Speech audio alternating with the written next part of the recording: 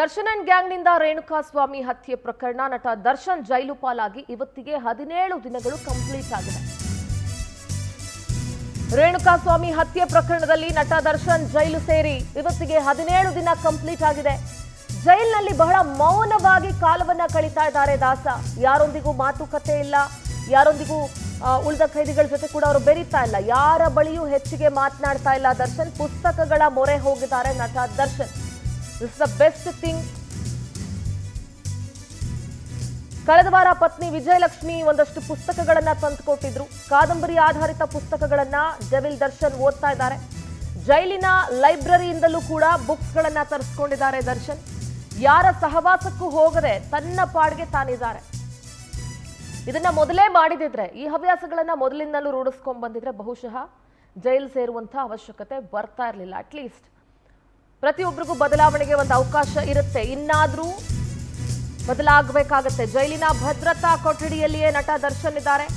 ಅಕ್ಕಪಕ್ಕದ ಸೆಲ್ನಲ್ಲಿ Naxal, cooker blast ಕೈದಿಗಳಿದ್ದಾರೆ.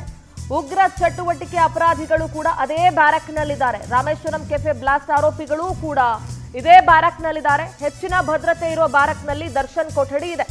Hotspot ಆಗಿದೆ ಬ್ಯಾರಕ್ನಲ್ಲಿ ದರ್ಶನ್ ಮೌನ.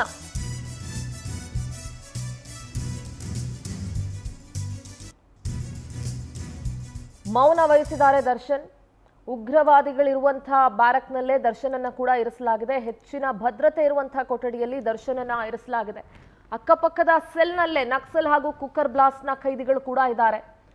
ಮೌನಕ್ಕೆ ಶರಣಾಗಿದ್ದಾರೆ. ಒಂದಷ್ಟು ಪುಸ್ತಕಗಳನ್ನ ವಿಜಯಲಕ್ಷ್ಮಿ ಅವರು ತಂದುಕೊಟ್ಟಿದ್ರು, ಅದನ್ನೇ ಓದ್ತಾ ಇದ್ದಾರೆ ದರ್ಶನ್. ಇವಾಗ ಜೈಲಿನ ಲೈಬ್ರರಿಯಿಂದಲೂ ಕೂಡ ಒಂದಷ್ಟು ಪುಸ್ತಕಗಳನ್ನ ತರಿಸ್ಕೊಂಡಿದ್ದಾರೆ.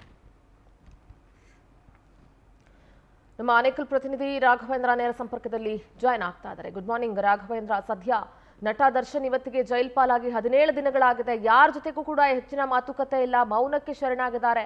ಪುಸ್ತಕಗಳನ್ನ ಓದ್ತಾ ಇದ್ದಾರೆ. ಐ ಥಿಂಕ್ ಇದೊಂದು ಒಳ್ಳೆ ಕೆಲಸ ಅಲ್ಲಿ ಕುತ್ಕೊಂಡು ಅವರು ಮಾಡೋದಕ್ಕೆ ಸಾಧ್ಯ ಇರೋದು ಅಂತ ಅನ್ಸುತ್ತೆ. ಅಟ್ಲೀಸ್ಟ್ ಇನ್ನಾದ್ರೂ ಅವರು ಪರಿವರ್ತನೆ ಆಗಿ, ಅವರ ಮನ ಪರಿವರ್ತನೆ ಆಗಿ, ಇನ್ನಾದ್ರೂ ಅವರು ಒಳ್ಳೆ ಬುದ್ಧಿಯನ್ನ ಕಲ್ತ್ಕೊಳ್ಳಿ ಅನ್ನೋದೇ ಎಲ್ಲರ ಆಶಯ ಅಷ್ಟೇ. ಸೊ ಅದ್ರ ಅಕ್ಕಪಕ್ಕದಲ್ಲೇ ಉಗ್ರವಾದಿಗಳ ಸೆಲ್ ಕೂಡ ಇದೆ ಅಂತ ಮಾಹಿತಿ ಸಿಗ್ತಾ ಇದೆ ರಾಘವೇಂದ್ರ. ಎಸ್ ಸಿಂಧೂರ, ಈಗಾಗಲೇ ದರ್ಶನ್ ಜೈಲು ಸೇರಿ ಈಗಾಗಲೇ 17ನೇ ದಿನ ಇವತ್ತು. ಕಳೆದ ಹಲವು ದಿನಗಳಿಂದ ಜೈಲಿನಲ್ಲೇ ಇರುವಂತ ದರ್ಶನ್ ಸಾಕಷ್ಟು ತಾಳ್ಮೆಯನ್ನ ವಹಿಸಿದ್ದಾರೆ ಅಂತಾನೆ ಮಾಹಿತಿ ದೊರೆತಿದೆ. ಯಾರ ಬಳಿಯೂ ಕೂಡ ಹೆಚ್ಚಾಗಿ ಮಾತನಾಡ್ತಾ ಇಲ್ಲ. ಜೊತೆಗೆ ಅಕ್ಕಪಕ್ಕ ಇರುವಂತ ಖೈದಿಗಳು ಕೂಡ ಸಾಕಷ್ಟು ಆರೋಪಗಳು, ದೊಡ್ಡ ದೊಡ್ಡ ಆರೋಪಗಳ ಮೇಲೇನೆ ಜೈಲು ಸೇರಿರುವಂತ ಆರೋಪಿಗಳು ಆಗಿದ್ದಾರೆ.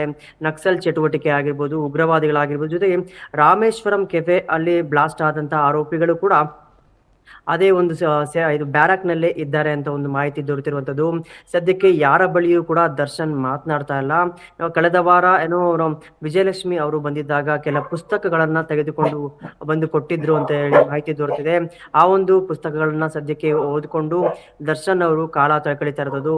ಜೊತೆಗೆ ಪ್ರತಿ ಬ್ಯಾರಕ್ಗೂ ಕೂಡ ಜೈಲಿನಲ್ಲಿ ಒಂದು ಟಿವಿ ಕೂಡ ಇರ್ತದೆ. ದರ್ಶನ್ ಅವರು ಟಿವಿಯನ್ನು ಕೂಡ ನೋಡ್ತಿಲ್ಲ. ಸಾಕಷ್ಟು ತಾಳ್ಮೆಯಿಂದ ಮೌನವಾಗಿ ಅವರ ಪಾಡಿಗೆ ಅವರು ಇದ್ದಾರೆ. ಯಾರ ಸಹವಾಸಕ್ಕೂ ಕೂಡ ಹೋಗ್ತಿಲ್ಲ. ಸಾಕಷ್ಟು ತಾಳ್ಮೆನೆ ಬಂದಿದೆ ಅಂತಾನೆ ಹೇಳ್ಬೋದಾಗಿದೆ. ಜೈಲು ಸೇರಕ್ಕೂ ಮೊದಲು ಇದ್ದಂತಹ ದರ್ಶನ್ಗೆ ಜೈಲು ಸೇರಿದ ನಂತರ ಇರುವಂತಹ ದರ್ಶನ್ಗೆ ಸಾಕಷ್ಟು ವ್ಯತ್ಯಾಸಗಳಿವೆ ಅಂತೇಳಿ ಮಾಹಿತಿ ದೊರೆತಿದೆ.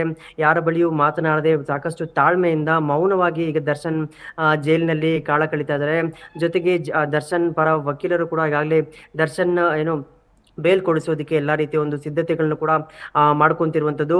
ಇದರ ನಡುವೆ ದರ್ಶನ್ ಸಾಕಷ್ಟು ತಾಳ್ಮೆಯನ್ನ ಜೈಲಿನಲ್ಲಿ ಪಡೆದುಕೊಂಡಿದ್ದಾರೆ ಅಂತೇಳಿ ಮಾಹಿತಿ ದೊರೆತಿರುವಂತದ್ದು. ಸಿಂಧೂರ, ಮುಂದಿನ ದಿನಗಳಲ್ಲಿ ಈ ಒಂದು ಪ್ರಕರಣ ಎಲ್ಲಿಗೆ ಹೋಗಿ ಮುಟ್ಟುತ್ತೆ ನಾವು ನೋಡ್ಬೇಕಾಗಿದೆ. ಥ್ಯಾಂಕ್ ಯು ರಾಘವೇಂದ್ರ ನಿಮ್ಮೆಲ್ಲ ಮಾಹಿತಿಗೆ.